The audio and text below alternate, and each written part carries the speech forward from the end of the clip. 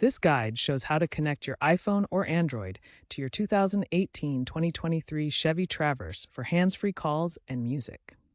The Chevy Traverse uses Bluetooth for connectivity. Ensure your phone and vehicle are compatible.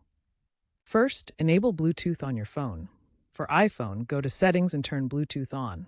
For Android, do the same in Settings. On your Traverse's touchscreen, tap Settings, then Bluetooth. Select Pair Device on the screen. Your phone should appear in the list. For iPhone, go to Settings, Bluetooth, and select your Traverse. For Android, choose it from the available devices. Confirm any pin shown. Older models require USB for CarPlay, Android via Bluetooth. Newer models support wireless options. If issues occur, restart your phone or the car's infotainment system. Having issues with Bluetooth in your Traverse? First, make sure your phone's software is up to date, iOS 12 Plus or Android 8.0 Plus.